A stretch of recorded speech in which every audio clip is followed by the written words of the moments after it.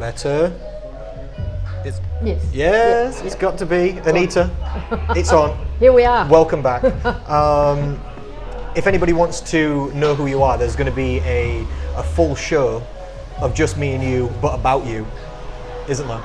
After it's about you. Well, this one's going to be about me. Oh no, I'm isn't excited. It? This one's going to be a little bit different. You, on that piece of paper there, I've got a list of unknown questions to me. Yep. And you said you'd struggle to answer some of these questions yourself. I know. So this is going to be an interesting show then. If I might just sit blankly with no answers to these things. You will have answers, I'm sure. Well, talking's my main thing. I know. I don't mind saying I don't know things.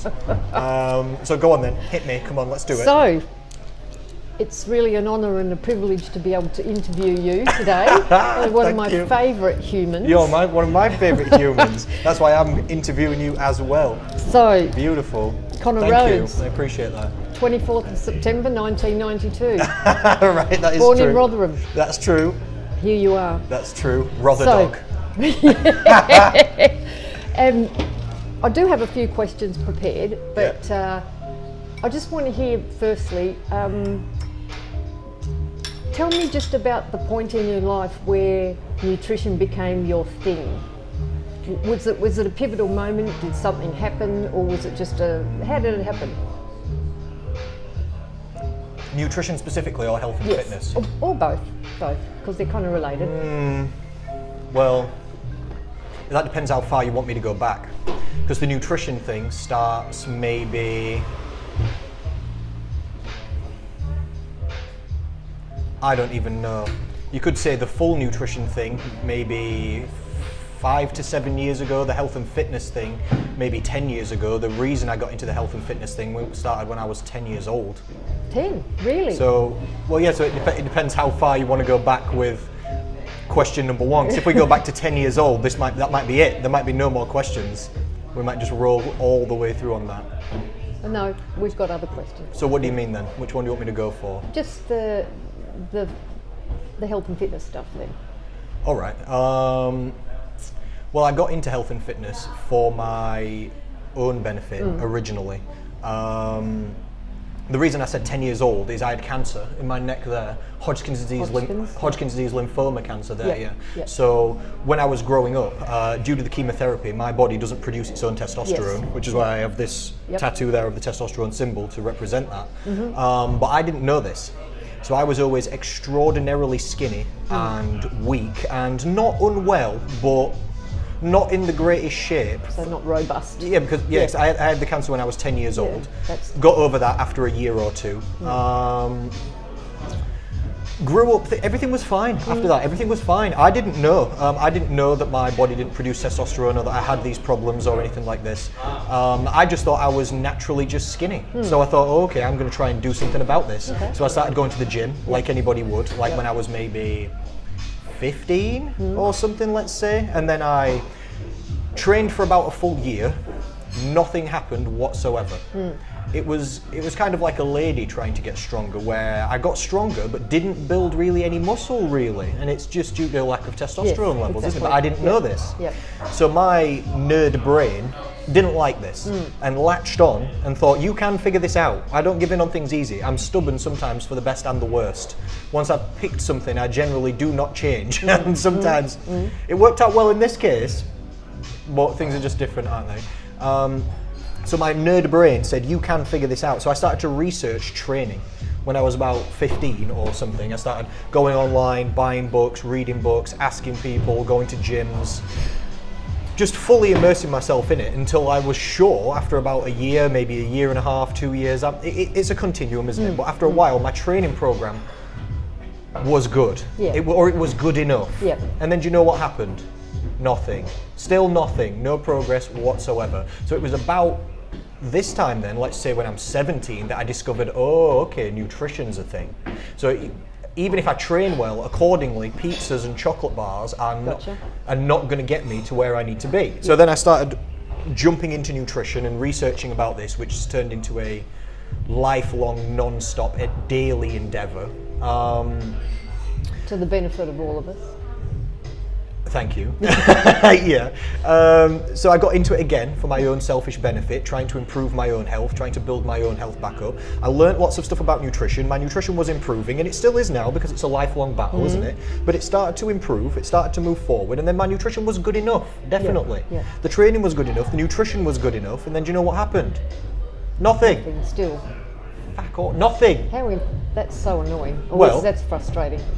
Well, again, I just tried to go at it from every single angle, figuring if I could get enough 1%, if I can get 1%, at least I'm going to make 10% progress. So this is why I delved down deeper and deeper and deeper, trying to figure out what the best things to do were to try and make me any sort of progress whatsoever. After the nutrition thing didn't work, I thought, oh, it must be supplements. Oh, all the magazines are telling me it's supplements, so it's got to be supplements. So I researched everything about supplements, bought all the fake supplements that do absolutely nothing, wasted money and time on those, still nothing happened. When I was about 18, I got a call from Leeds St James Hospital, where I was treated for the cancer, and they said, oh, come in for tests. Went in for tests, blood tests, other types of tests. It turns out no testosterone. I'm like, oh, okay. I know. So now I have testosterone replacement therapy, where I have a testosterone injection, which brings my testosterone levels back up to normal pace or normal level. Coming from like a medical background that I have, I'm surprised that nobody anticipated that would happen. I am also surprised and annoyed by this. This is not the correct protocol is not leave it until someone's 18 and a half years old and then think, oh, maybe we should test for some. I don't even understand how it got to this level, because the amount of blood tests I had through the cancer, absolutely. Can you even imagine how many blood tests? Unbelievable. And then follow up, like monthly follow up after, and then yearly follow up after.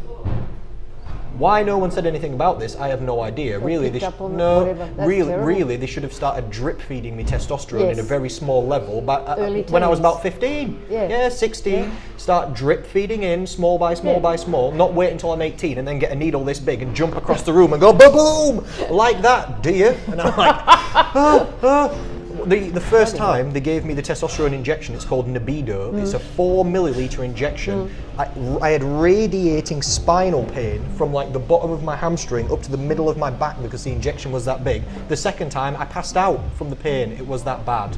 And then, I don't know if people can see this on the camera, but can you see those stretch marks there? You know, these came from the testosterone injections. Because the final piece of the jigsaw puzzle had finally been slotted into place. My nutrition was already good, my training was already good, my supplementation was good, which means non-existent. So then finally, that piece of the puzzle went in, and then I started to make normal progress. And then boom, guns. Well, no. No, I've been trying. If somebody told me it'd take a decade to only be this big, I'd have never started. Really? I'd have said, no, I'd have sacked it off. I said, oh God, that's not worth it. But Come you're on. there now. But I feel fit and healthy now, and this is good. Which is the important thing. So anyway, jumping into a slightly different section of the story to continue the answer, the reason I got into the health and fitness thing was kind of an accident. So I was going to go into the police. I had no idea what to do with my life. I had no idea. So I was asking my dad, what should I do? He said, I don't know, but your granddad was in the police, your uncles are in the police, your great-granddad was in the police. My dad wanted to be in the police, but he was dyslexic, so he was a mechanic instead. So he just said, look, all the males in your family, this is what we all do. Why don't you go down that road? And I thought, I've got no better ideas than that. All right, fine. This is when I'm like 16 or 17. I'm super young at this point.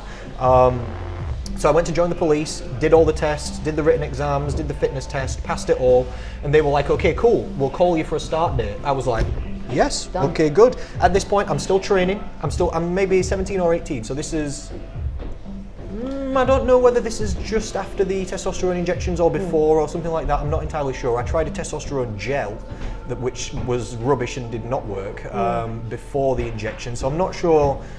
It's all a long time ago, and I'm not sure exactly where it blends over. But anyway, this happened with the police, and then they didn't call. And I was still training in a gym, again, own selfish benefit, and they just didn't call. And I was just training and just waiting until I was training in a bodybuilding gym in Rotherham, and the guy who owned the gym just said, why are you always here? Why do you not have a job or something? Why are you always here at like middle of the day, just all day, just training and just hanging around? And I was like, no, I've not got a job, to be honest. I'm waiting for a call back from the police and I'm just waiting. So I'm just staying in shape. And he was like, oh, well, you can do some work for me if you want. I need like the roof like needs fixing, and like you can like stand behind the counter. You're always here anyway, so you can help me if you want. And I was like, yeah, okay, fine. So I had a different job at the time. So I also started working in a gym part time, kind of just by like accident. Or I'm not sure if I was working at that time, because I used to work at Curry's PC World, and just those jobs you have as a kid. Just things. You move between a couple of little jobs, don't you? So I'm not sure what I was doing at exactly that time, but I ended up working in this bodybuilding gym and really enjoying it, really liking it. Yeah, I was always in gyms anyway, so it didn't even feel like I was at work. It just felt like I was just where I was going to be anyway. And then people started to ask me questions, and then they started to realise, wait a minute, this skinny guy knows something. I had glasses at this point. I had laser eye surgery, but I had glasses and hair at this point, and they were like, this nerd seems to know some stuff, all these bodybuilders, these massive dudes. So I started to get approached more and more, and get a following. Get respect from more and more people in that area, talking to them about nutrition, talking to them about training and all this type of stuff. And then after a while, the police did call back, but it had been about 6 months. And my phone rang while I was at the gym, and I remember where I was stood exactly, and I remember, and it came up like an unknown number or something, and I thought, okay, I'll answer. Hello. And they said, hey Connor, this is the police, we've been trying to call you and we've been trying to contact you for your start date. And that is the face that I pulled. What? And I said, no you've not. No you've not. What do you mean? You've not contacted me once, I've been waiting. This is the first time this number's rang, and now I've just answered it. And they're like, oh yeah, well, are you still interested in starting? And I just paused for about 5 seconds, and I thought, no, not really. No, I'm all right, thank you. And then I just put the phone down, and that was it forever. I don't know. I just decided at that minute that no, I didn't want to go down that path. I felt like I'd found what I wanted to do. So then I worked at that gym just for a little bit more time, until eventually I decided to jump full in and then set up a personal training business.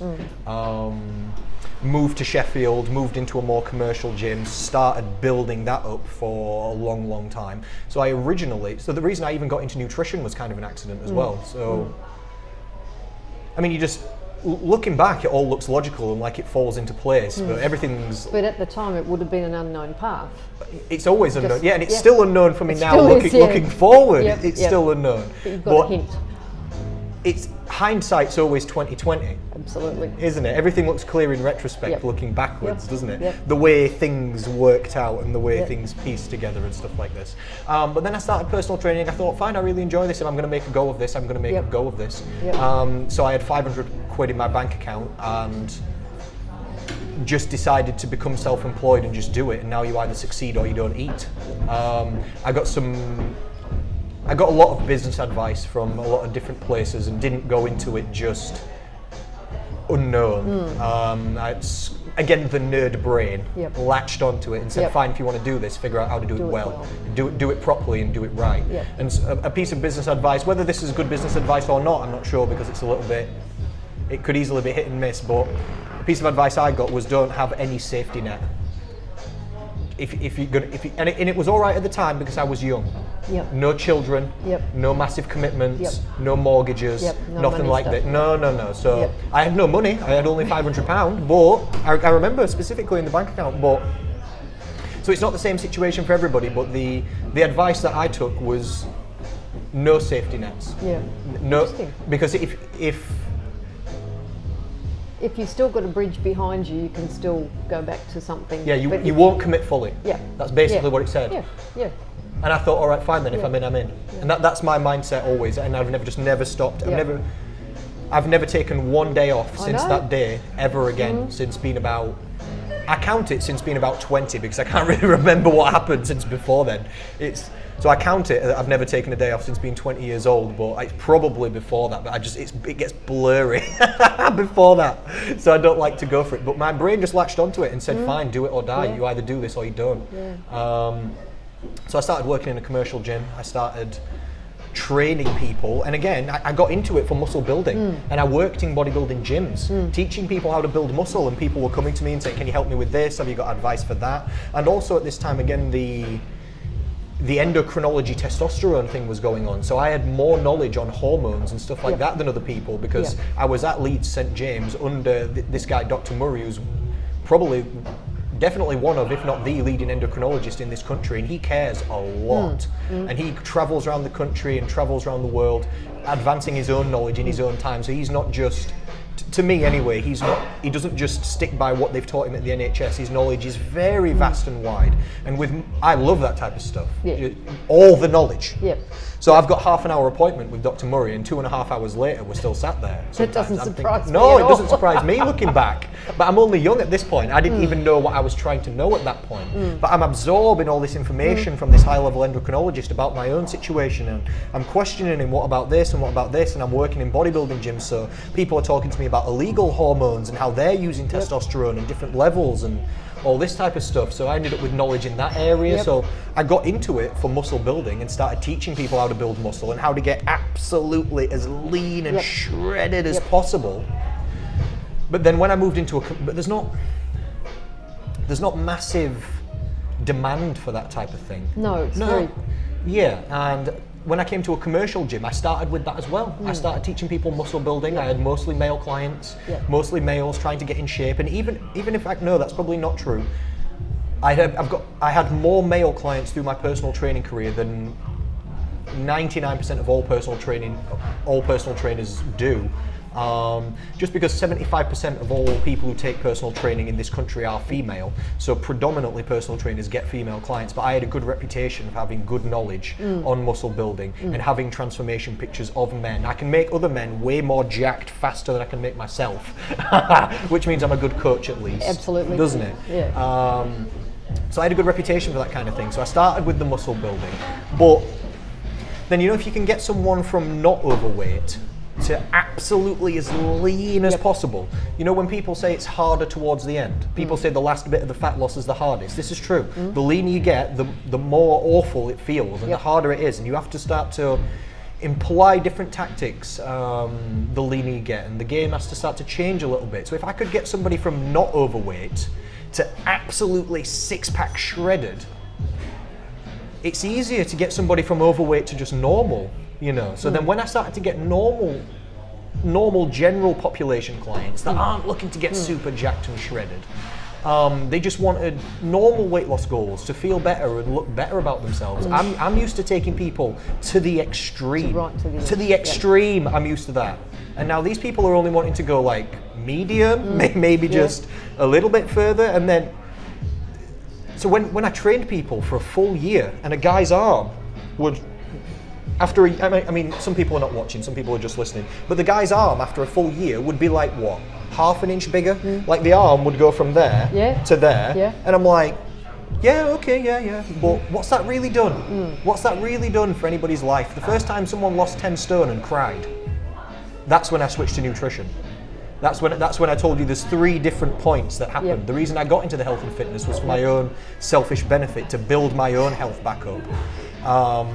The reason I got into the business of the health and fitness was an accident. I was going to go into the police, but they luckily, I feel like I dodged a bullet literally and metaphorically. Honestly.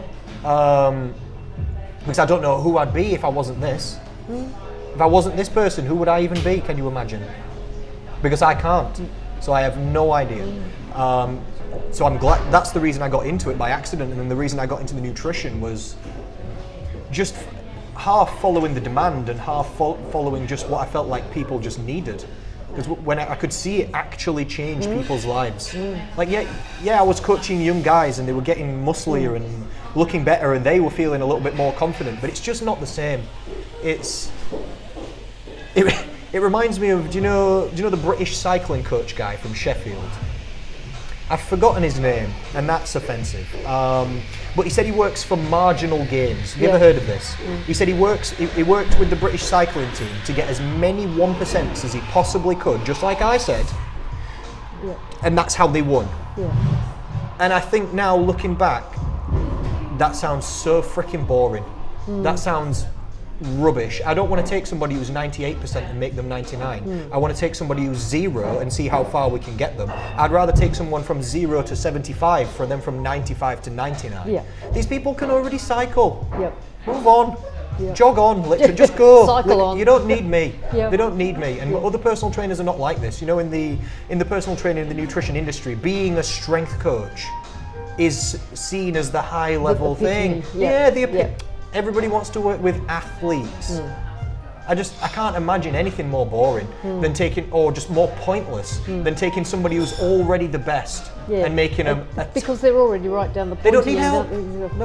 They don't need help. Yep. I'm staying out of it. You are fine. Yeah. I can find a lot of people who are not fine, who Exactly. need a lot more help than that. So the first time I could see it transforming people's lives, and people were changing forever and making big differences, not only to, like, you've been on your own weight loss journey, you know it's not only about the weight loss, the things, all sorts of things. Everything changes. Like if somebody loses 10 stone, they are not the same person at the end. They don't eat the same things, they don't move the same, they don't think the same, they don't look the same, they don't feel the same about themselves, they don't shop in the same places. Changes everything. Sometimes they've got different friends, sometimes they've got different relationships just everything just starts changing. Huge. Doesn't it? And then people are coming to me and saying, you did all this for me. And it's giving me goosebumps now, look. Literally, it's giving me goosebumps right now. Yeah. And then what could I do except follow that? Yeah. There's no other way. Question 1. What a story. I love it. Question 1. So I've just got these some random questions I'm going to ask you. They're going to be really interesting, the answers. I have thought about them and wondered what the hell you would say, and sometimes maybe I've guessed right, but sometimes I'm just like, I've got no idea. So, if you were an animal, what would you be? So we're not going nutrition, we're going random. Oh, so this is just going to be random things about me. A monkey. A monkey. Yes. Do I have to back up why? Yeah, just quickly. Monkey's my favourite animal, and I think it's. I only think it's because it's the closest thing to a human, and I'm a social person. Like, this is why I'm in this job. Yeah. Because I like to be with people and help people. I like time on my own as well. I don't go out partying and things. So I would say that I'm a strange cross between minding my own business but also liking to spend a lot of time and talk to people a lot, which is strange. So when I look at monkeys, I can kind of understand. You know, like when you look at a dog, you can kind of understand what it's thinking. But to me, it's a little bit far removed. I'm kind of like, what does the dog want? I'm not sure. But with a monkey, I've spent literally. I've been to zoos and just spent an hour just sat watching the monkeys just have their own little social interactions and follow each other around, and you can see them argue, and then I don't know. You can see the hierarchy, and I just find them fascinating. So maybe it's a social thing. Maybe an elephant. That's another social thing. Interesting, isn't it? I don't know. So, big box of crayons. What colour are you? Purple. Oh, that's right. Our favourite colour. Hit me. Do I have to? I was just going to say, do I have to back up? No. Hit me. You've got purple. Just eyeshadow on. Yeah, purple's my favourite colour. I don't really know why. Yeah, it's just always been that way. Yeah. I used to do BMX when I was about younger, and I spray painted the entire thing matte black, and then the rims of the BMX like a shiny purple. Sweet. And then some other part of it in the centre a shiny purple, and then I was like, oh, just thinking that looked that amazing. Very cool. Yeah, very cool. When you're 16, that's cool. Yeah, it was to me. My bedroom was purple when I was a child. Oh. Curtains, bedspread, everything. What sort of people don't you like? Ooh. I try and not dislike anybody because I try and see why somebody might be like that. Like if somebody, you know, if I'm driving or something like this, and then this has happened to me before. I've been driving and then I've made a mistake. I've not quite looked in the mirror or something like that. As we all have. And I've indicated and I've had a little check and I've just gone over and you just hear a beep and you're like, ooh, and then you look at, and there was someone a bit too close just behind, and I just, oh, sorry, that's from me. And that other person behind is going, yes! They're going crazy and getting so angry. And I just think, that person that is not me that has done that. That person is like a kettle that was 1 degree away from boiling. I try and just imagine what's happened in that person's day, or what's happened in that person's life that's made them get to the point where I've not even touched their car. Yeah. I've just gone a little bit too close, and yes, it's my accident. I did say sorry, but that tiny little thing has exploded them over the edge. So I try not to dislike people, because I think people change constantly, and I don't think people are their actions or their thoughts, or necessarily, because all these things change, don't they? You're not your clothes, because you're going to change them too. And next year, every single cell in your body is going to be a different one. Yeah. So you're not even going to be you next year. And I can see that I change as a person and develop every single year. And if you'd have met me 5 years ago, I'm not the same. And if you'd have met me 10 years ago, I'm not the same. So I try not to dislike people, but it's hard not to dislike certain things in certain people. Yeah. Like I would say, one of the traits that I find less favourable, shall we say, is when people complain about things and see that they have problems but then don't do anything about it. I would say lack of action takers, or learned helplessness, or whatever you want to call it. I've heard it called wooden legging. You've heard it called? Wooden legging. You've got one leg made of wood, so that's kind of like you can't do anything with it, and you just keep going around on one foot and just keep going round and round and round and round and round, and never go anywhere because you've got one wooden leg. That makes sense. I know it's silly, but yeah, no, it's just a term that I've heard. That makes sense though, because I'm a big believer that almost anything can be changed.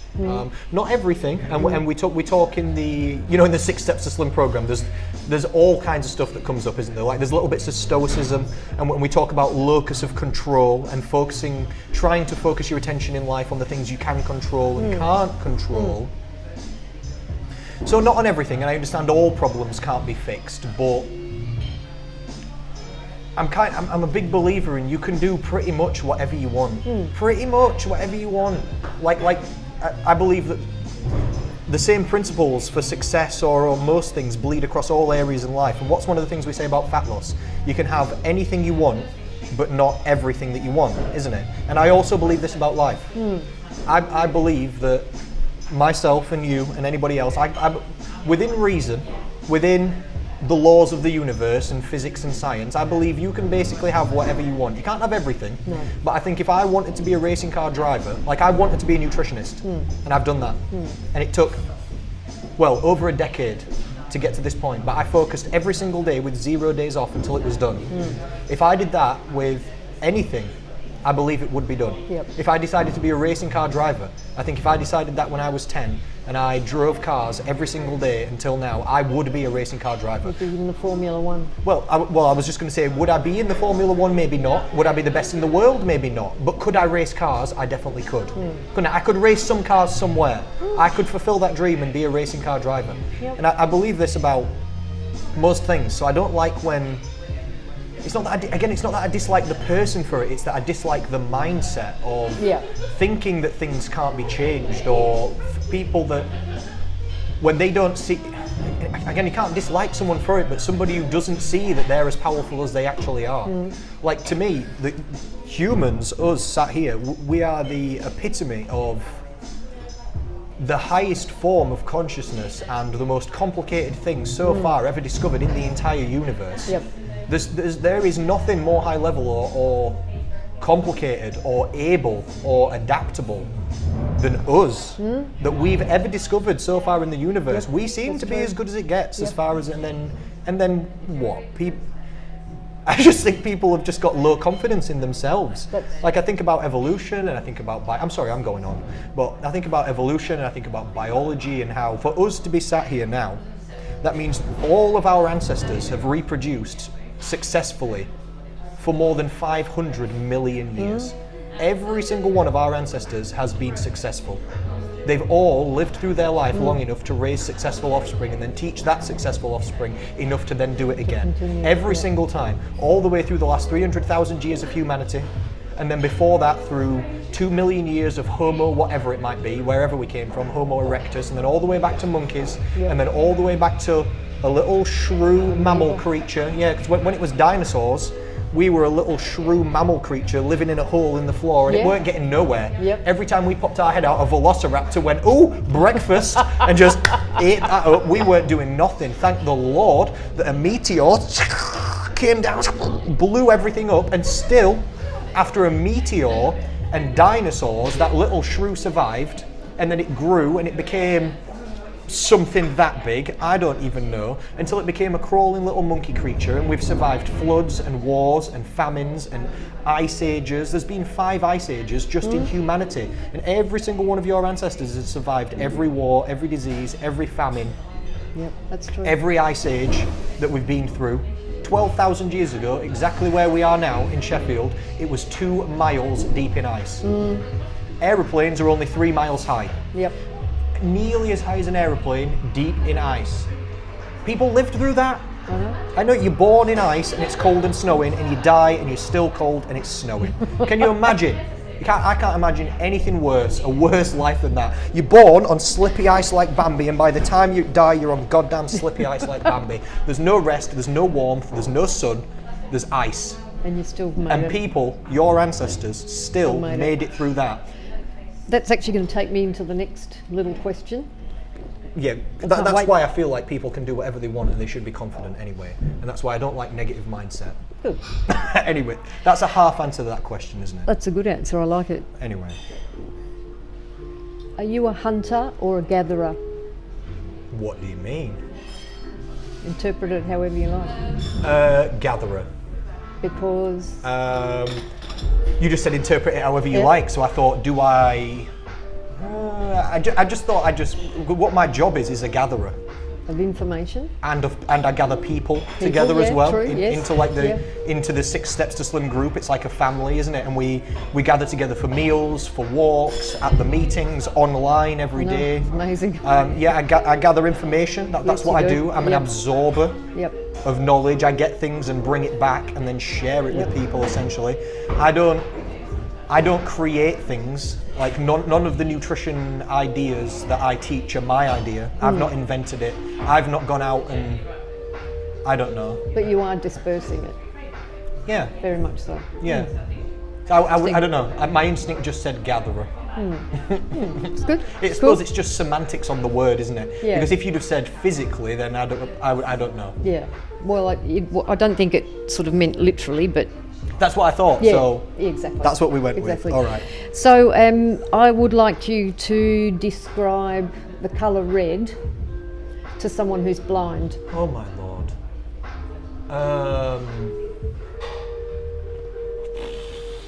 Is that even possible? Give it a whirl.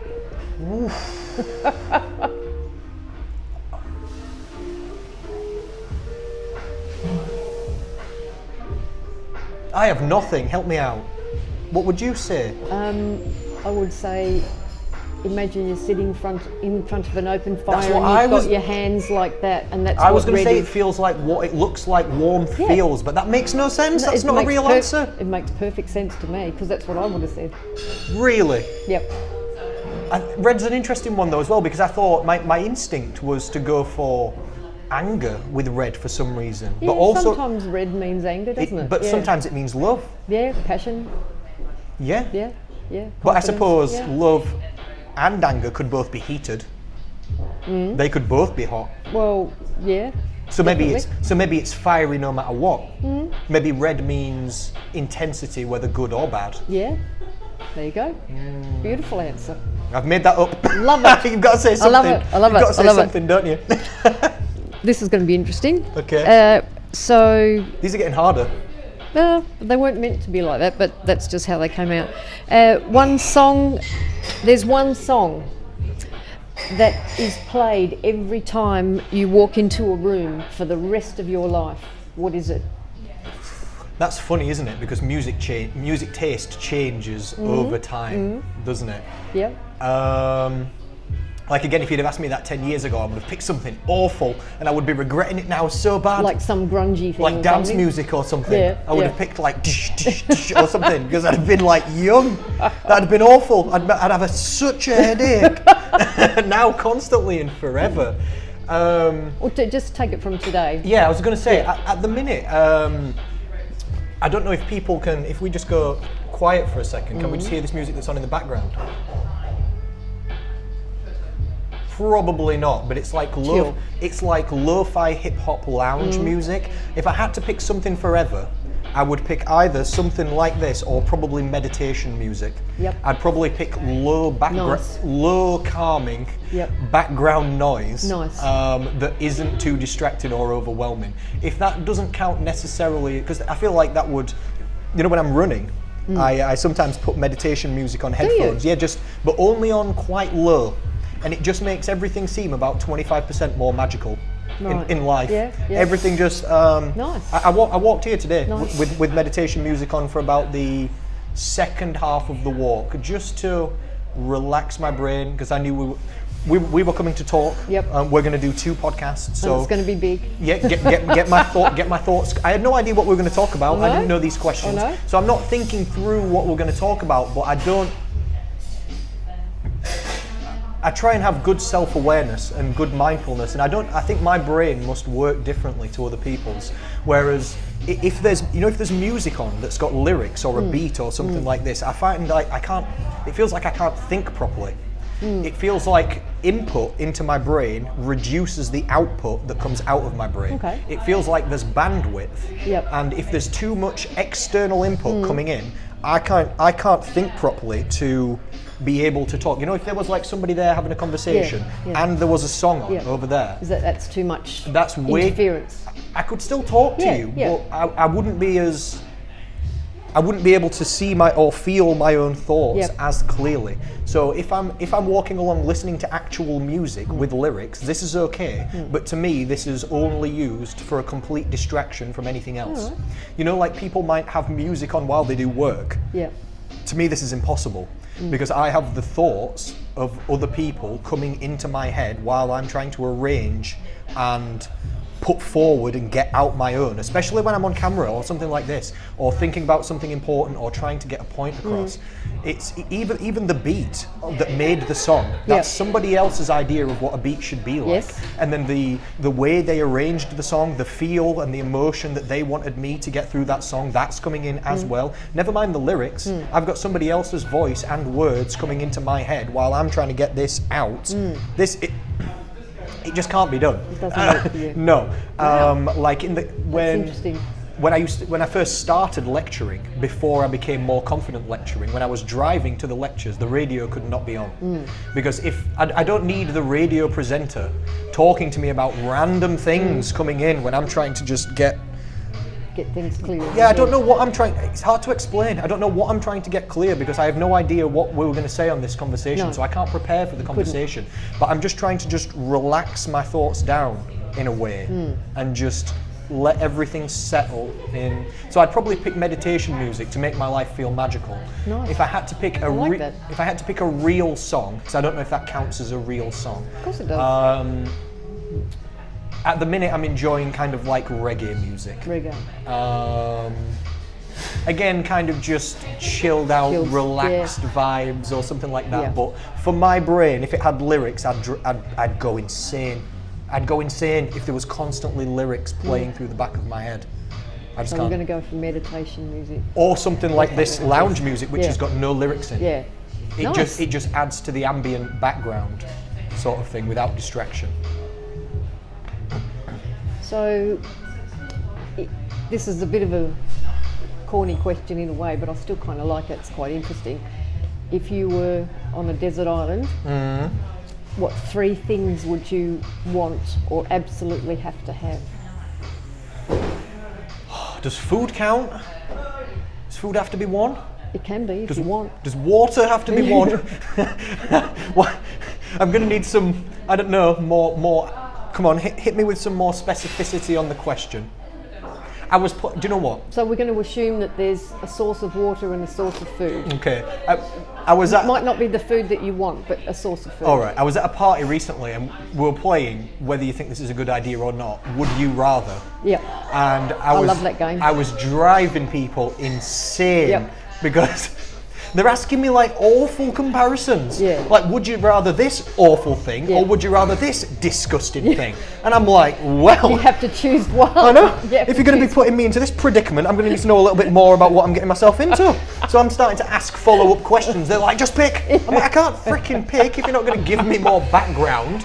Like, what if I pick, a book and a friend and something else, and then we get there and we've got no food and we starve to death within freaking 2 weeks? I picked awful. Do I need rope? What about a knife? It depends what equipment I'm going with. Is there other Tell you people? One of my things, I would want a mobile phone with a signal. Oh, maybe not. Maybe Maybe not. you could get a GPS phone. Maybe, yeah. Am I on the?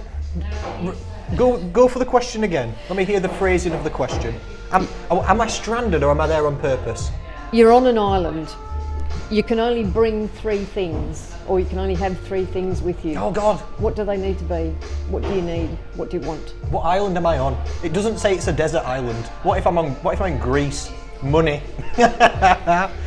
flip flops and Well- shorts. It doesn't say what sort of island, really. I All think right. maybe the assumption was that it's you're sort of I'm marooned. stuck on some sort of wild island, but All right. let's just say there's food and water. Okay.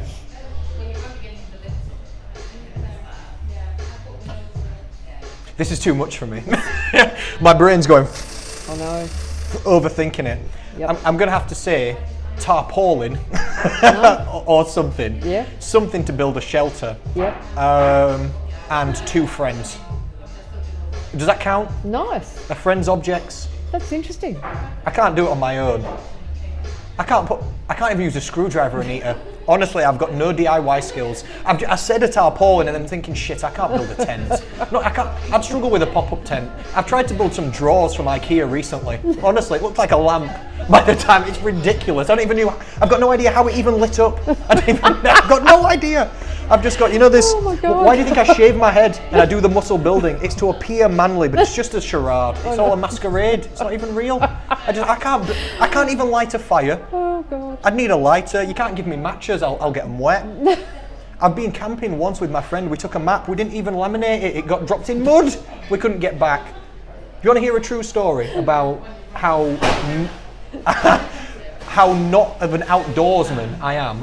In fact, I've just got thousands of stories of me just not being manly at all. I remember I was walking once. I went to the Yorkshire Dales and recently for one of my friend's birthday. Everybody jumped over this fence and I got flustered. I'm thinking, trying not to get up. Anyway, I went to the Yorkshire Dales once, camping with one of my friends. I got airlifted out by helicopter heroes. That's a true story. We took a tent, we took machetes, we took some food. We went out for 3 days. We were going to be there for 4 days. On the 3rd day, I dislocated my ankle at the top of this. We dropped the map. This is what reminded me of this story. Is this after you'd already broken them? Yep. Yeah. I broke.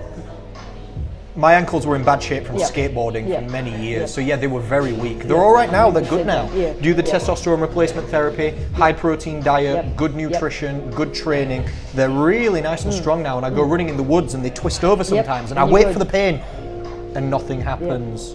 But at this point, my ankles were still weak, and we dropped the map in mud like real adventurers. I'm a 21st century man. I'm an indoorsman. All I do is talk. I just sit and talk. I enjoy coffee. I enjoy ordering pizza. Love it. When you said hunter and gatherer, I said gatherer. I can't hunt anything. I can't even use a screwdriver. What am I hunting? I'll just pick some berries. We'll send out the real men. They can go hunt. Nice. But yeah, I twisted my ankle at the top of this mountain because we dropped the map in mud, so we went to the top of this giant hill to try and see the village where we'd parked, because we'd done like a 3 or 4 day loop and then got back and we could see the village, and then on the way back down I twisted my ankle. Could not walk at all. It swelled up so bad. I just jumped off this little ledge that was only maybe 2 foot high, but yeah, twist on your one of my landing? feet landed fine. The other one went down a hole that was covered in heather. It looked like flat land, and my leg just went down a hole. And then twisted the ankle God, I or can just something feel really that. bad.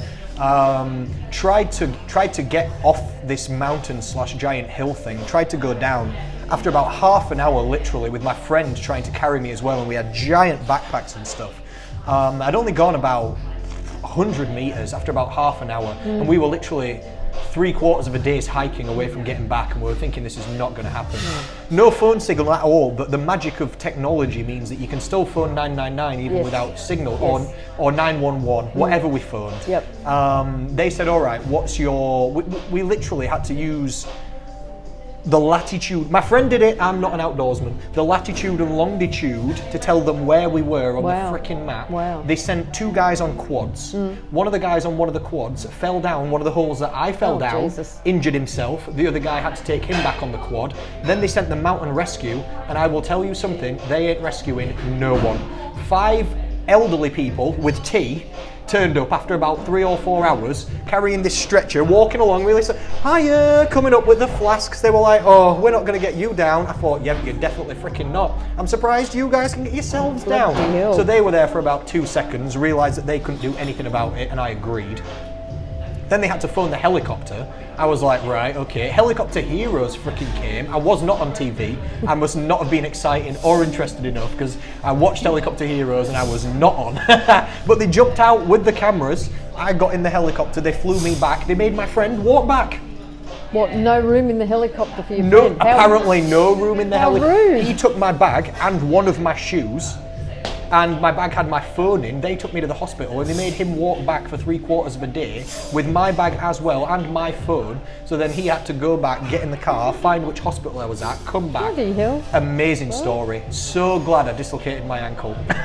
No.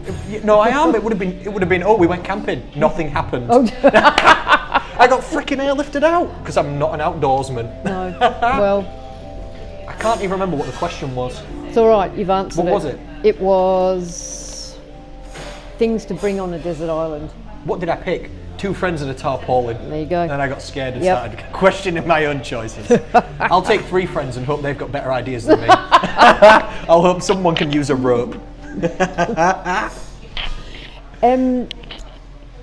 If you could know the absolute and total truth to one question, what would the question be? Ooh. I know, it's a tough question.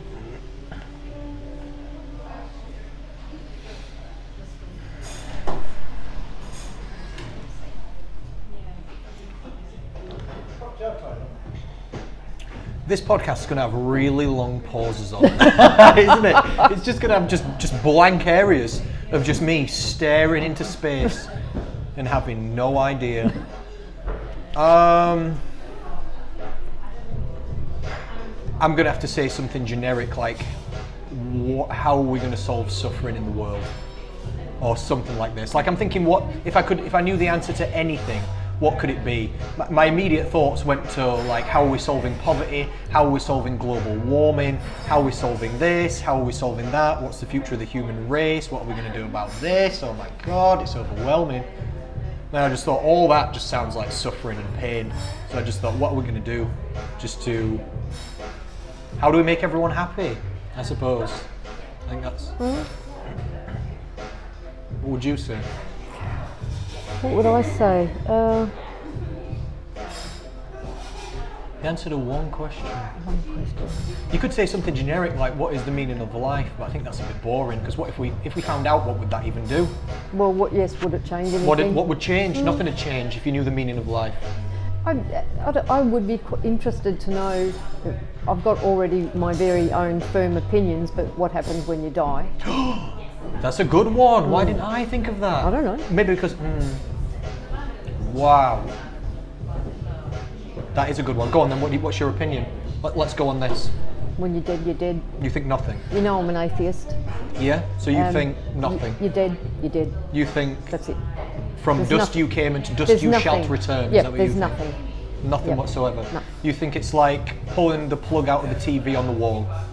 Yeah. Power down? Pretty much. Because the two prevailing theories are basically, it's consciousness, basically what we're discussing, isn't it? Nobody disagrees that your body will go back into something else, because reincarnation is essentially a real thing, because you came from something and you'll go back to something else again. Because if you believe science, which you do as an atheist, Absolutely. Yep. your atoms were forged in the center of long exploded stars. weren't they? And then all those coalesced into this earth, and then the earth grew you. You grew out. You are nature. Yep. You are natural. You are the earth's best attempt at growing something. Like people say that.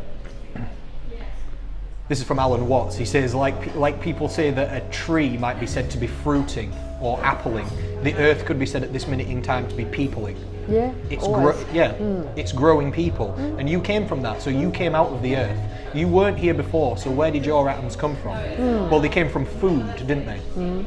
You built yourself out of food, or before that, the food that your mother ate went into her bloodstream, and that built you. Yes. So then where did that food come from? Well, that grew out of the earth, didn't it? So then where did the earth come from? The earth came from plants. Where did the plants come from? That came from the sun. So technically you are sunlight, aren't you? Yeah. And maybe even not that long ago, Yeah. you were sunlight. Maybe even not that long ago. And I kind of like the idea of when I die, that I'd seen a thing where you can have your ashes put into like a little pod that grows into a tree. Grows into a tree? Yeah. It's just like, that's perfect. That's what I'd like. That's the cycle. That's the cycle, cycle. of biology, and of Yep. the physical matter of life. Essentially, no one disagrees. No one disagrees with this. Not even theists who believe. Buddhists wouldn't disagree. A Buddhist believes in reincarnation, but they do not believe you get reincarnated. They don't believe that your physicality will come back. No, they don't even believe necessarily that you as a soul will reincarnate. They just believe that your energy will continue on, which I also believe. Like they say that karma is transferred, and to them karma is action. Yeah. And I also believe that, because like I said, I've helped to change some people's lives. That will flow through and continue whether I'm here or not. That person's life will continue to be changed. And then what if I teach a lady how to control her health and then lose weight and be healthy and be confident and be happier, and then she teaches that to her children? Yeah. My action and the knowledge of me, my karma, as it's seen in Hinduism or Buddhism, would continue on, and that will flow through. So yeah, your body will melt back in, won't it? And then absolutely. The two prevailing theories of consciousness is, number one, what an atheist might believe is your consciousness is produced inside you. Like your brain is the generator of experience. Yeah. Where a theist somebody who believes in, or even just somebody who's spiritual in some way, not even necessarily a religious person, would believe that the other option is that you are like a TV set, and even when you pull the plug out of the wall on the TV, the signal doesn't turn off. There's every single channel of every single radio station and every radio frequency and every TV channel in this room right now. It's just whether you're tuning into it or not. And they believe when your body turns off, the signal will not turn off. Right. The signal comes from some thing else. So are you a generator or are you a receiver? That's basically the question to what happens after you die, isn't it? Yeah. I don't know what I believe. And you like that, do you? That you think there's nothing after? That gives you positive feelings? Yeah, oh well. It's just nothing. It's just nothing. I don't... Go on. Yeah, no, I couldn't even sort of say that it was positive or negative. I just think that's what it is. And that's what... That's true. That is a good way of looking at it, because death is not negative, because death happens to absolutely every single person, and it's a necessary part of life. If something that happens to every single, even it happens to this planet and possibly to the entire universe on a cycle, how can it possibly be seen as bad? It's part of the flow of things, isn't it? It's bad in the way that you perceive it. Like if you died, I would see that as bad. That's bad to me. Yeah. To you, that's not bad though. Well, I wouldn't know. You wouldn't know any different. No. No, it's nothing to you. The only reason people feel like them dying is bad is because they feel like they haven't achieved their goal or experiences yet. People mourn, or they feel like they've not done what they wanted to do. That's all it is. You don't mourn the loss of yourself because you will be gone, so you won't even know that you're gone. So that's not what people fear. People don't fear being gone. No. People either fear dying in awful way, essentially. Yes. That the way you die might not be nice. Not the actual death experience, because you've got no idea about that if you follow the science point of view anyway. Or that they just fear. That's literally what it is, because what do you lose by dying? What do you lose apart from the ability to do more? Nothing else. And I think a lot of people are frightened of dying alone. Yeah, of not of being dead alone, of dying alone. The actual of act of dying the alone. experience of that. Yeah, that's a different thing. I'm not sure what I believe on whether there's something after or not, but I'm not dismayed either way, because there are some people that believe without religion or any sort of spirituality that the world will go to hell. You can find many scientists, many legitimate psychologists and thinkers and world leaders that believe without religion the world will fall to bits. They believe that without religion, Stalin and the Nazis will rise again, because if you believe there's nothing after, then anything that you do makes no difference. And if there's nothing after for me, then why does it matter if you kill me? And if through science's perspective, humans are worthless, essentially. If you believe science, we mean nothing. It's not even that you mean nothing and I mean nothing. It's that this planet means nothing. The death of the entire Earth means nothing to the universe. Not really. Through science, if you look at a map of the universe, it looks like, to me it looks like a firework. It looks like a literal explosion has happened, and then out of it tendrils come, and there's like 5 or 6 tendrils that come out, and on the edge of one of the longest tendrils, that's where we are. So we are right on the edge, seemingly, of an explosion that's gone boom, and it's been very hot and very fast and very reactive, and then it's cooling. And it's cooling down on the edges first, because that's what happened, isn't it? And we're on the edge. So we are on a rock of semi-cooled molten lava, not even really cooled, because the center of the Earth Still really hot. Still molten now. It's swirling magma and lava. It's just kind of cooled enough-ish over like the last maybe billion years, which is not long at all in the grand scheme of things necessarily. If you go back that way towards the explosion, stuff's still way hotter. Yes. There's not much stuff happening down there, which is why some people like Stephen Fry believe there's a possibility that not that there's not aliens, but that we are maybe as advanced as things get, because the universe has not been around that long compared to how long life's been on Earth. Life seems to have been on Earth about 1/5 of the time of the entire age of the universe. So we're right on the edge on one of the coolest bits where life can form. It gets real rough if you go back in time. Everything's hot and swirling, explosions.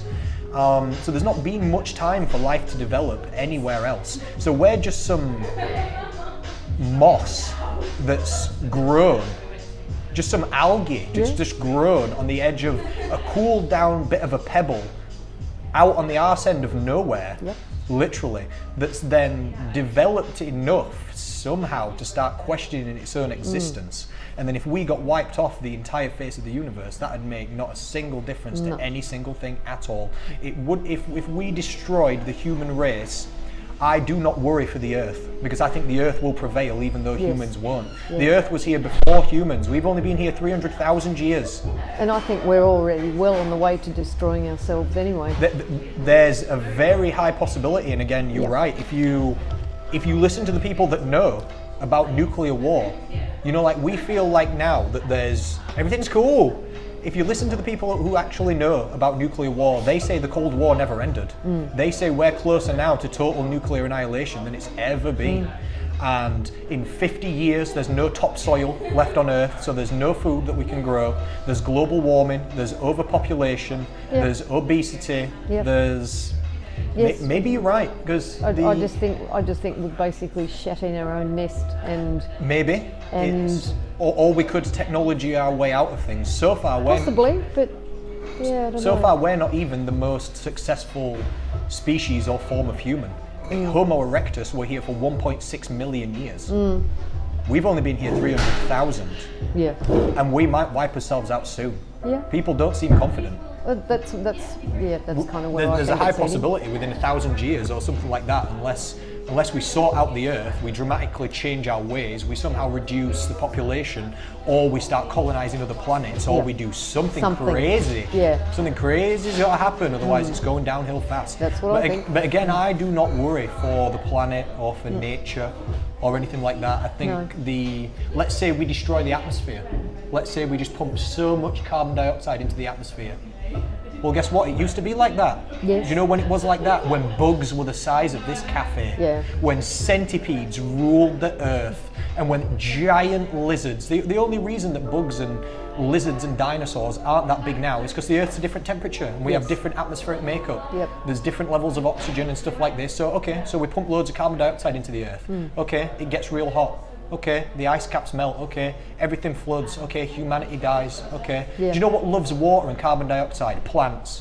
So now guess what? It's the age of the trees again. Yeah. And good, the Earth deserves it. Yep. If we screw it up and we wipe down all those trees and carbon dioxide back in, and it's the cycle of life, isn't it? Yeah. Yep. Energy cannot be created or lost. That's what I think. Yeah, all that carbon dioxide that we're pumping back in, guess what? That's going to get absorbed. The trees will become giant again, like they were before the dinosaurs. They'll become bigger than this cafe with just trunks that are just... There'll be trunks of trees the size of Kellam Island, literally again. And then the oxygen will start to go up, and then the bugs will become giant again, and then a meteor, and then who knows? Who knows? What will happen?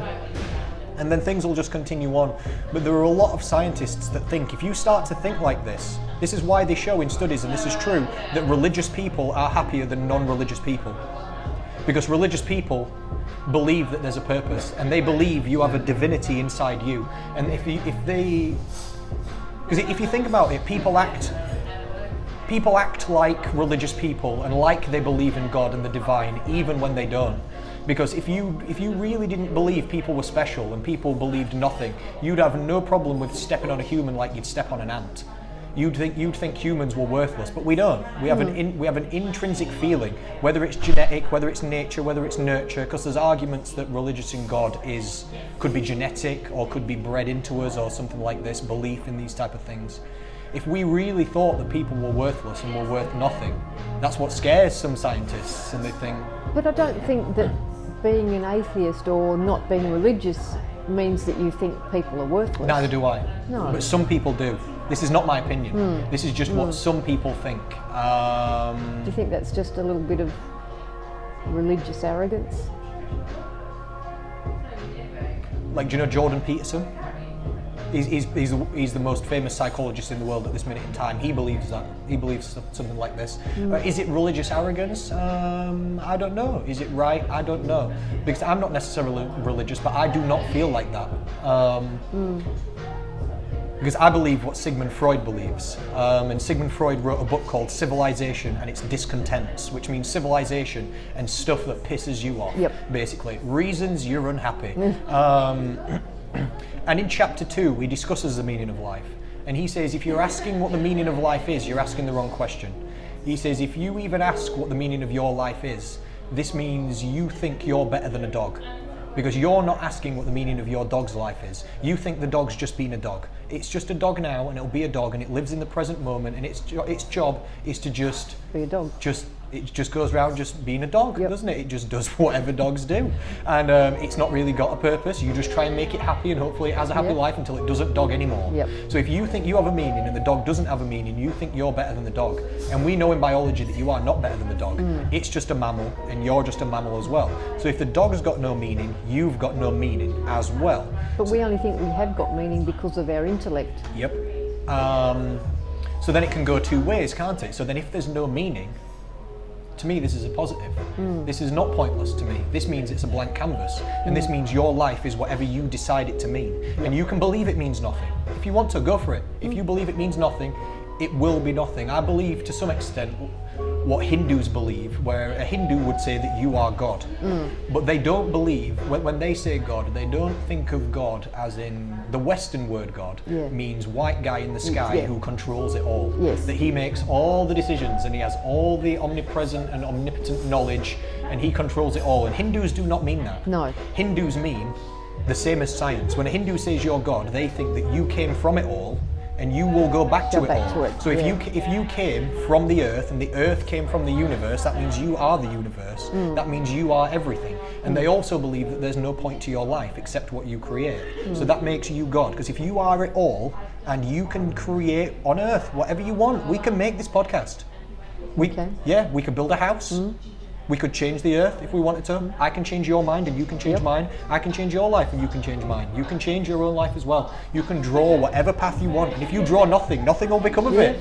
No one gives you anything on this earth. There's 7 billion people and it's every man for themselves. Soon it'll be 8 billion people. Pretty much, Yeah, won't it? So no one gives you anything. So I believe that because there's no meaning, this is great freedom. This is unbelievable freedom, because it's the freedom to have whatever meaning I decide. Yeah. And the meaning I give to my life is to help as many people as possible in the way that I can. That's it. That's the number one aim of my life. The meaning of my life. What I have chosen for myself is to help as many people as possible. The way that I can help people is by, like we said, gathering and giving out nutrition knowledge. Like, I'm not a builder. I can't use a screwdriver. You used to be a nurse. I can't save anyone like that. I can't do that. Everybody has their own place. But you are saving people. Well, yeah, okay. I just meant literally. I know what you mean. Like, if someone's going down, I'm not a doctor that can jump to the rescue or nothing like this. I can't do no surgeries. But you know what I mean? Everybody's got their place in the world, but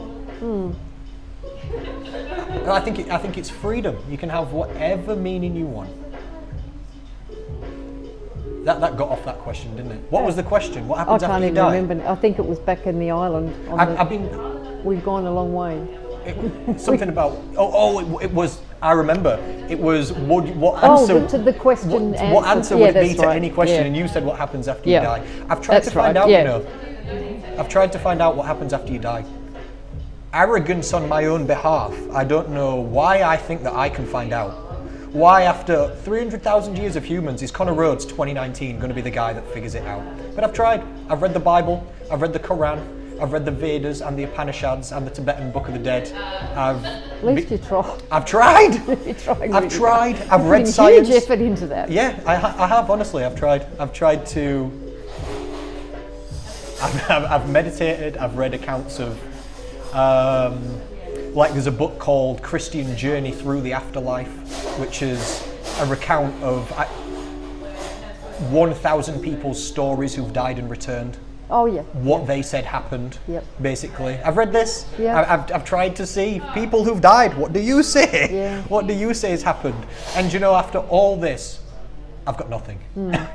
I'm still just fair to middling. I'm still just sat on that fence of not being quite sure. Well, Not being quite sure. but at least you're kind of exploring and thinking about it, which is more than what most people do, I think. I don't Maybe. shy away.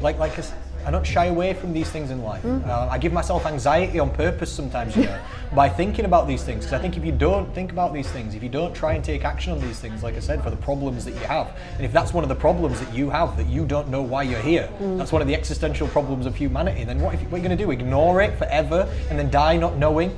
I'm at least going to frickin' try. Try and think. When I was a child, I used to think about, I don't know if I've said this to you before, I used to think about, you know, the sun and the planets, this, you know, you were taught in school, blah, blah, blah. And then I would think about what was beyond Pluto.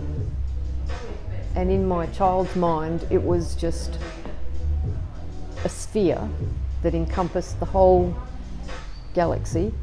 And it was actually made of a brick, it was a brick wall, but it was inside the brick wall, a sphere of the brick wall was the sun, the moon, Earth, all the planets. And beyond Pluto was the brick wall. And then I would go, Jesus, but what's on the other side of the brick wall? And then I would keep, but it used to really stress me. I had to stop thinking about it because it freaked me out too much. It can do. But you know, like, because there's always something on the other side of everything. It can do, because there's no answers to these questions. It can never be gotten to the bottom of necessarily. Like I said, why do I think I'm going to be the guy that figures it out? So the more time I spend on this, and the more, I don't know, the more you look into it, it can.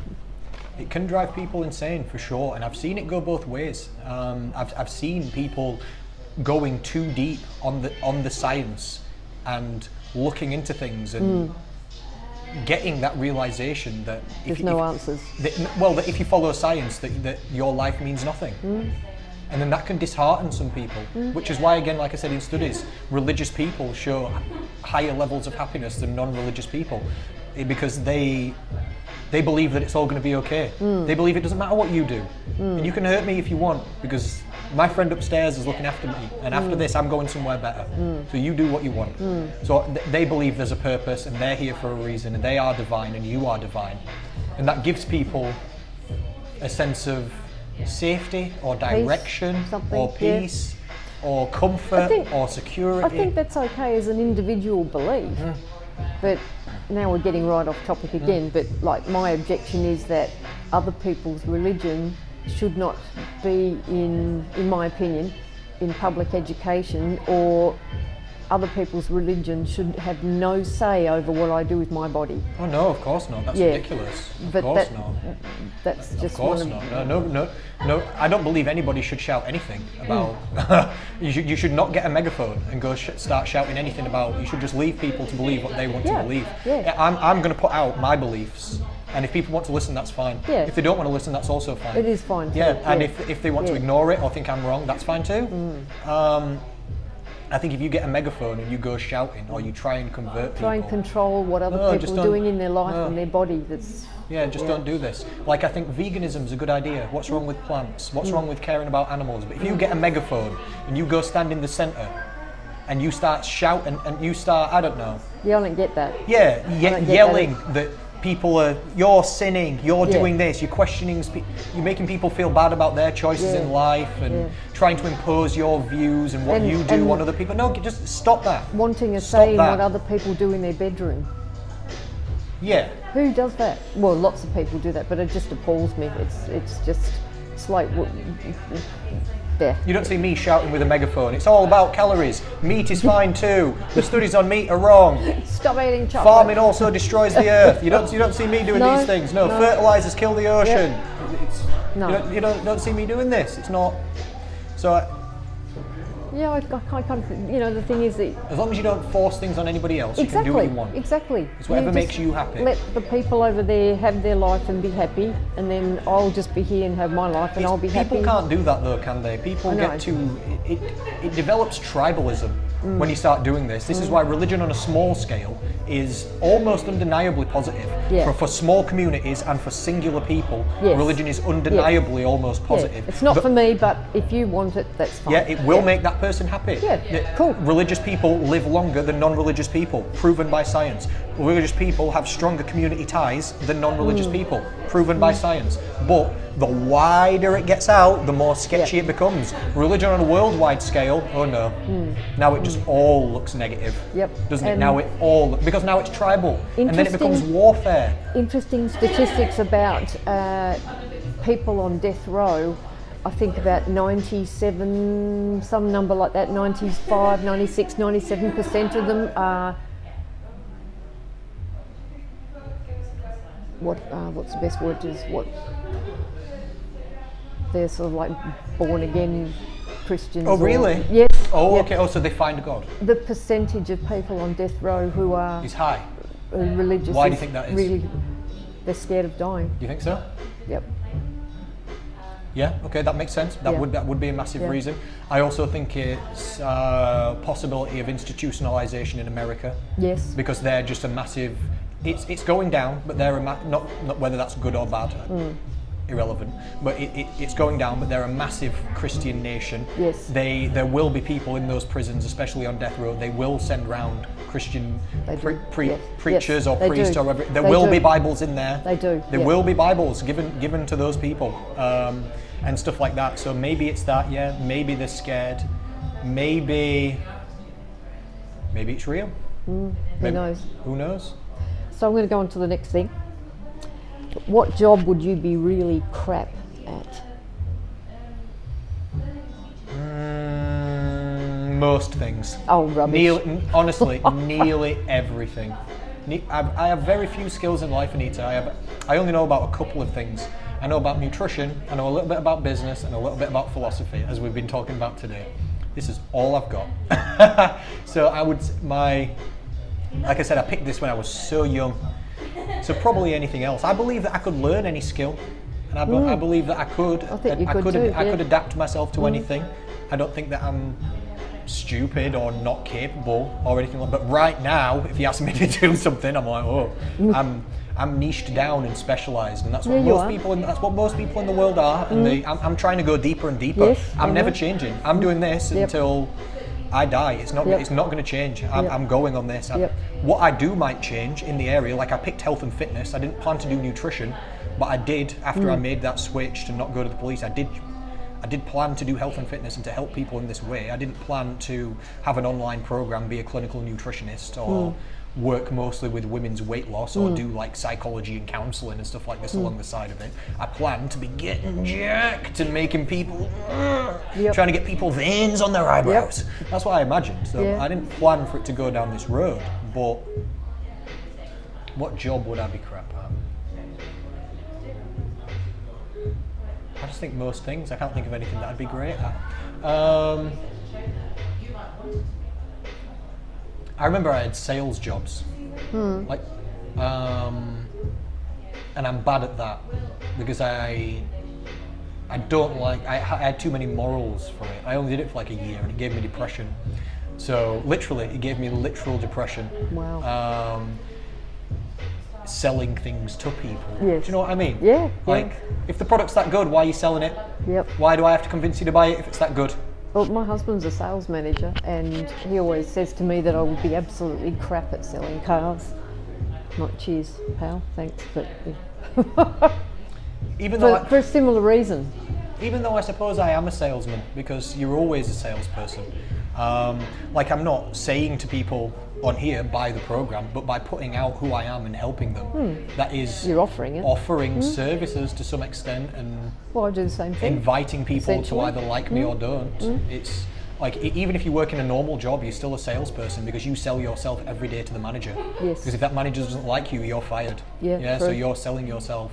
True. To that manager. True. You sell yourself to your husband or wife or boyfriend or girlfriend every day, hopefully, convincing them that you're still the one or whatever, don't you? Yeah. I suppose that I sell myself to all the members of the program every single day and try and help them in every way that's possible. So maybe I wouldn't be awful at it, because I suppose I'm still a salesperson now. I just sell something that actually works and I believe in rather than something else. True. So I don't know, because the reason I paused for so long on that question is I've never really entertained the possibility of doing anything else. I think you would have made a good policeman. Do you? Yes, I do. Do you? Yeah. Thank you, I appreciate that. Yeah, I think, Maybe. I'm just glad I'm not up at 3 a.m. True. I would not wish shift work on anybody. Getting spat at. Oh yeah. Because I have friends who are policemen. Yep. And I respect them so much, but also feel bad for them. Yep. Because I've seen it drain them.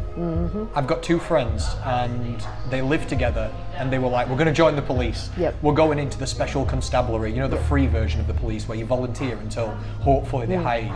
And they did it. Both of them smashed it and got hired by the police. And I was like, yes, look at you guys. And they're like, yes. And now I see them and I say, hey, how's it going? Still saving the world, protecting the nation? And they're like, yeah. And I say to him, what's wrong? And do you know what he said to him, one of me? He said, do you know what? No one ever calls us to say thank you. And no one ever calls us when it's a good time. So everyone that calls them, it's always bad. Something bad. It's always bad, every single day. Yep. And I could not deal with that negativity in my life. If I saw the worst of society every single day, I don't know again what person I'd be. I've seen. It feels like I can feel how they feel about humanity's changed, because all they ever see is the worst. The worst. It's like they expect the worst. Not that you can tell that, but I can see that they feel or they're trodden down by it in some way, because they every day it's just like domestic violence or all the ugly stuff. or just robberies or just injuries or just disaster or car accidents, yeah, do you know drug what addiction, I mean? I just all the think, ugly stuff. Yeah. God, Yeah. I think they're heroes, but honestly, I couldn't do it. I respect people so much. Like if you're a nurse or you work in a hospital, I just respect you so much because I could not do it. I could not do this. I don't know how it'd affect me to see all these people all the time that are in, you know what I mean? I don't know. So they give their lives literally in service of other people, and I respect it so much, but I think all these people, like doctors, nurses, surgeons, policemen, teachers, I think they're all amazing. I think you give your life in service of other people, and I think you should be rewarded for your job based on how much you help other people. I think footballers, zero. Agreed. You get minimum wage, you kick a ball, you do nothing. Yeah. I think if you're a doesn't nurse, contribute anything to society, in my opinion. you're an entertainer. I'm not saying that's bad, but you're an entertainer. If we were in medieval times, you're the jester. Yes. Dance. Yeah. What are you doing for us? I pay, you perform. Go. Yeah. If you're a paramedic, a first responder that turns up to an accident, you are a goddamn hero. Yes. If you're a nurse working night shifts, delivering babies or looking after ill people or sat at someone's bedside when they're feeling ill and the worst they might have ever felt, you're a hero. If you're police and I don't know, you're helping people, or you're a counsellor, or you're a fireman and you're going into burning buildings. Yep. These people deserve it all. They deserve 100 grand a year, 6 weeks on, 6 weeks off for stress. That's what I think. And then, go on. No, I was just going to say, my best friend in Australia she's not a detective anymore, but she was. And I knew on a day-to-day basis the sorts of things that she saw and that she had to do. And I always thought it was way worse than what I had ever had to do as a nurse. Way worse. What did she do? Oh, just stuff like, searching houses where there's, just been drugs going on and all that sort of stuff, and filthy places with dirty needles and rats and stuff like this, and some stories she told me of like things that people have done while they've been in custody, just in the I agree. It's bad for police hideous. in that way. I respect nurses and people in hospitals in a different way, because I know so many people and I coach so many people and I've got so many friends that are in the NHS and the health and fitness industry, and I just know the stress and I just know the shifts, and I know they don't get paid enough. No one does. No. And I know the long hours, and I know the dealing with those people, what it must the patients, what it must be like. Yeah, it's not the same. Yeah, it's not like domestic violence, and the patients are probably generally not awful, but it's just sick people all the time, isn't it? And you're you might get ill and all this type of stuff. I just think it's amazing what people do. Anyway, this podcast has gone on forever. It has, hasn't it? And I've still got one little section to go. Do you want to do the we last keep going? question? Yeah, go on. All right. I'll try and not take too long. No, this is going to be one word answers. So this is just word association. Okay. Right. You ready? Go. Jiu-jitsu. Wait. Wait. I'm only allowed to say one word. Word association. Yep. Okay. Me. Okay. Calories. Body fat. Garden. Grass. Polar bear. White. I'm going to close my eyes Yeah, and I'm go. just going to say the first word. Yeah. Chocolate. Nice. Martyr. Jesus. Blood. We're going to be talking about Christianity. What did you say? Blood. Red. Donald Trump. Hair. Tattoo.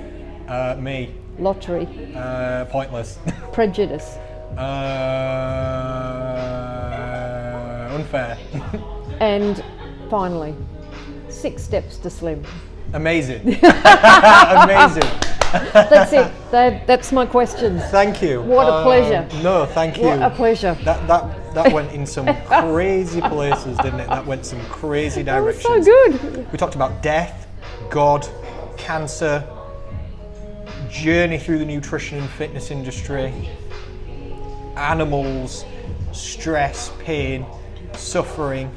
Oh, that was a burner, wasn't it? I don't even know what I'm going to call this. Death and cancer. Oh gosh. That might get some views though. That might get some views. We'll see. Thank you. Thank you. Thanks for for coming. the opportunity. No, it's just fantastic. That was something different. It was I fun. really appreciate it. Yay. Thank you so much. If people made it all the way to the end of that as well, that is, thank you as well. Yeah, heroes. Thank you as well. We'll speak to or see you soon.